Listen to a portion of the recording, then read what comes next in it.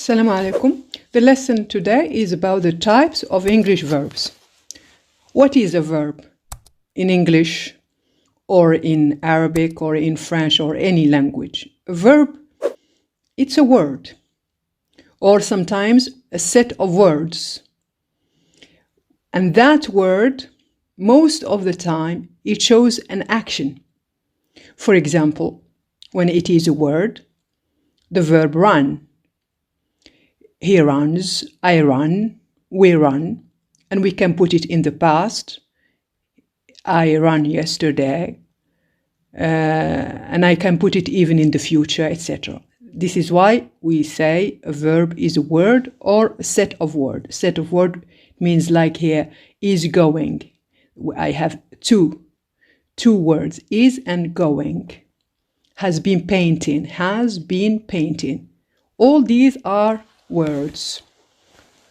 Okay, feeling. So a verb is a word that shows an action like run, play, eat, walk, etc. Paint. And we can conjugate this verb. We can put it in the present or in the past or in the future.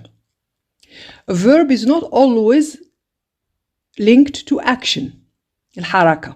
Sometimes a verb is linked to feeling. For example, the verb love, it's not an action.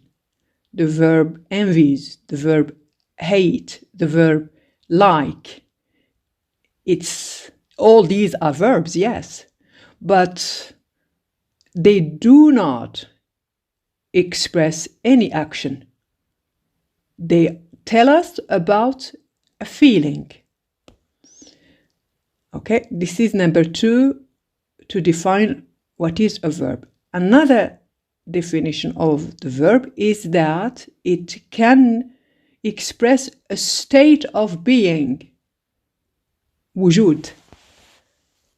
So it's not linked to action, it's not linked to the state of being, is not linked to action, it's not linked to feeling. But it is linked to a state of being. When I say, for example, I am, you are, he seems, I seem, are these verbs expressing action? No. Are they expressing feelings? No. They express a state of being. So this is what we can say about the definition of the verb. Right. And if you have your hand out, you move on. Sorry, I forgot. I thought I am in the classroom. Anyway, it's not a handout now. It's either you have an online version or you have the booklet in front of you. Then we move on to an action, or when I say action, it means dynamic verb. Dynamic means action. What is an action verb? Now, in the beginning, it was an introduction. And now we are giving details about, we are explaining the introduction. We said before, a verb is a word that expresses action. All right.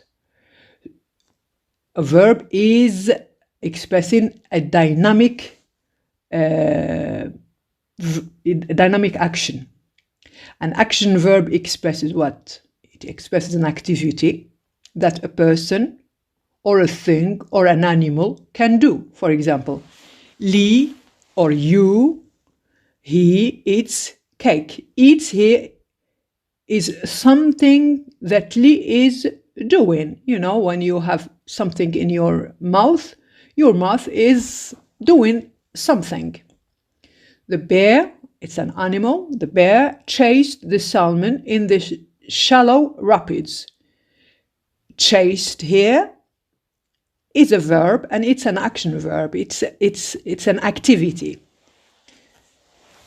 Then the other distinction that we have is a stative verb. Stative verb, we said before, a state of being. It's a state, حالة. It's not an action. So a stative verb can express a state rather than action. حالة and not action. It relates to a state of being, وجود, or thought, فكرة, or an emotion, عاطفة. For example, when I say I am at home,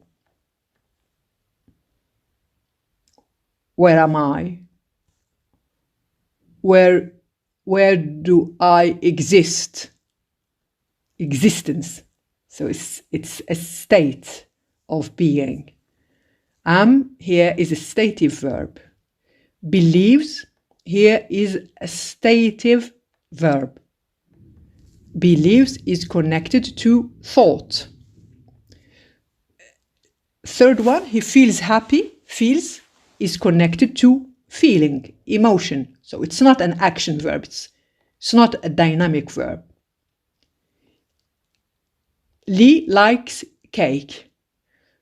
Likes, it's not a dynamic, it's not an action verb. It is a verb that is connected to the state of my feeling, like. So this is the big division. Action, stative. This is the big division, A and B. Now we are going to have some subdivisions within the big divisions. Transitive and intransitive verbs. What does it mean? Transitive verbs are all those verbs that require a direct object. I wrote what? I wrote a book. I baked what? I baked a cake. I told a joke. I told what? Notice, book, cake, joke are direct object. Their function is their function is direct object.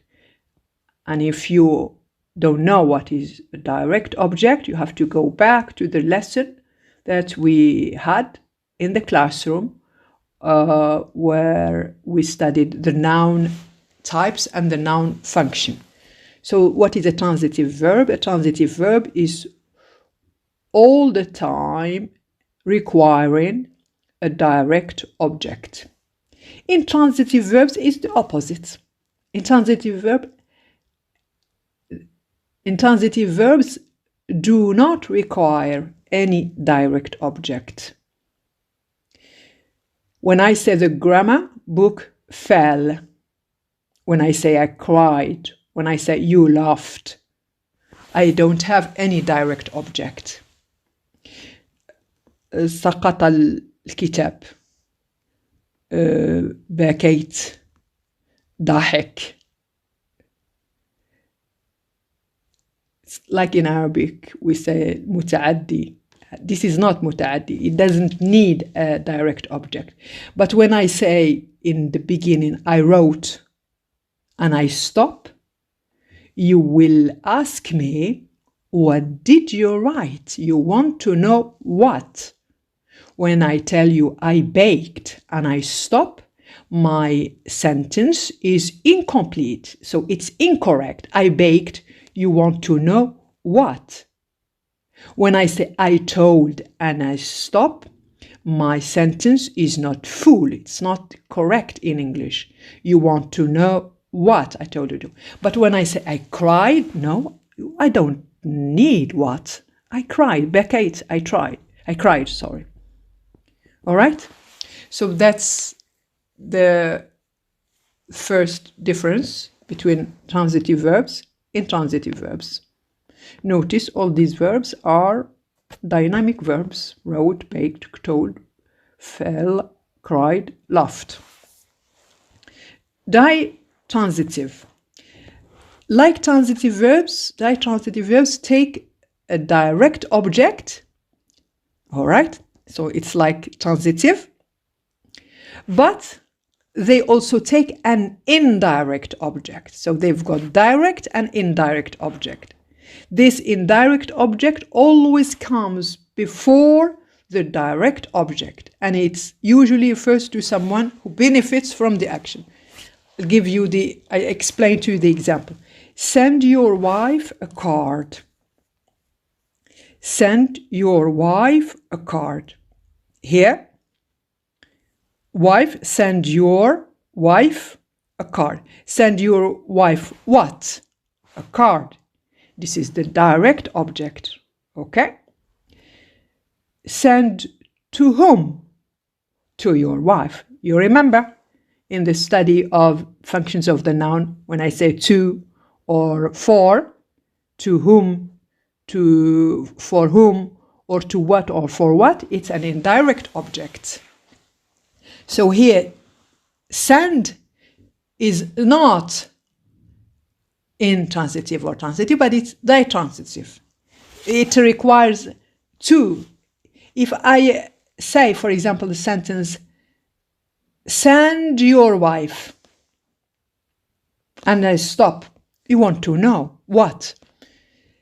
If I say, send a card, you want to know to who? Same thing for the example, my husband brought me some flowers.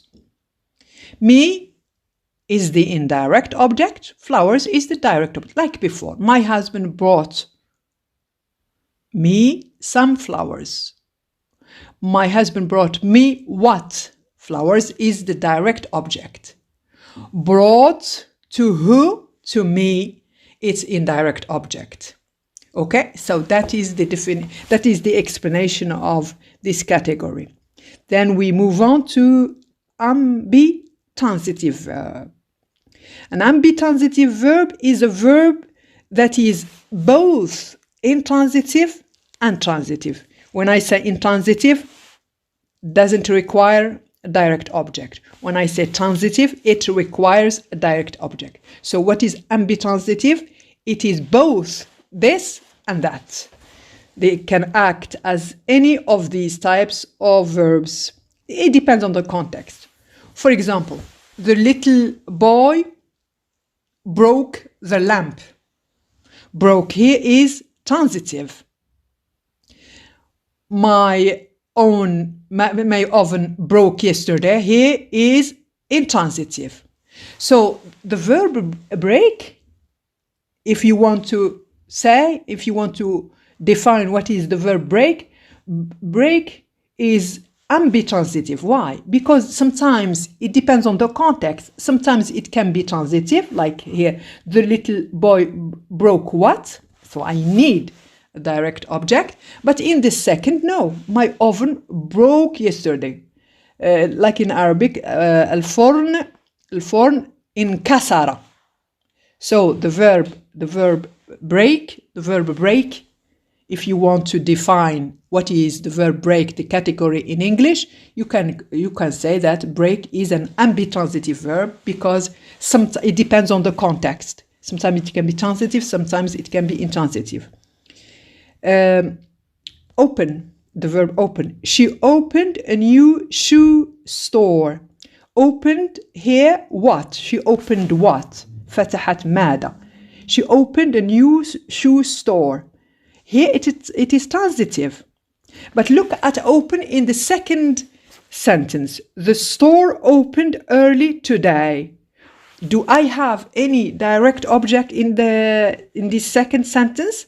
No, the store opened انفتحت. The store انفتحت. هي اتفتحت. I don't need a direct object. So the verb open can be sometimes transitive. So be careful. Be careful. It depends on your context. In the context, if you have a direct object, that verb is transitive.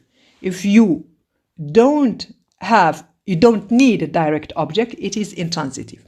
The verb pay. So pay, maybe some people will say, okay, pay is a transitive verb. No, it's not always transitive. It depends on the context. I paid the mechanic. I paid who? I paid the mechanic. So it means the mechanic is direct object. All right? If I tell you I paid and I stop, my sentence is incomplete. So it's not correct in English. You want to know who. I paid who? The mechanic. So paid here is transitive. We already paid. Look, paid here has changed. It's no longer transitive. Here is intransitive. We already paid. In Arabic, we say خلصنا. Okay? صافي خلصنا. Okay? دفعنا الثمن. Okay? We already paid. So paid here is intransitive verb. So there are some verbs that you have to be careful. Sometimes they can be transitive and sometimes they can be intransitive. Now the second class of verbs is called resultative verbs. And you have resultative, you have a result. Sometimes they are called also attributive, ditransitive verbs. We'll keep just the word resultative. It's simple. So what is a resultative verb? It's a verb that takes a direct object and an object complement. And you know what is an object complement? You have to go back to your lesson on the functions of the noun, and you will remember what I explained to you. So this is the resultative verb. Okay. He painted the barn red. The jury found the defendant guilty. He painted what? He painted the door. If a barn is difficult for you, he painted the door. He painted what? The door or the barn is my direct object. Red here is an object complement that tells me, that completes, that tells me, that describes barn. Barn is red. He painted the barn to be red. صبغ البارن هذا المكان أحمر. أحمر is an object complement. It completes, it tells me, it modifies barn. The jury found the defendant guilty. The jury found who? The defendant is my direct object. They found the defendant and I need something. I need an object complement. Guilty. Guilty here, it completes defendant. Notice that red and guilty are adjectives. The jury found في المحكمة وجدوا المتهم مذنبا. متهم مذنبا. مذنب is an object complement. So the verb paint and find here are called in English resultative verbs. Okay? And I stop this stage to continue the next part another time. Good luck. والله يحفظنا ويحفظكم. آمين. السلام عليكم ورحمة الله تعالى وبركاته.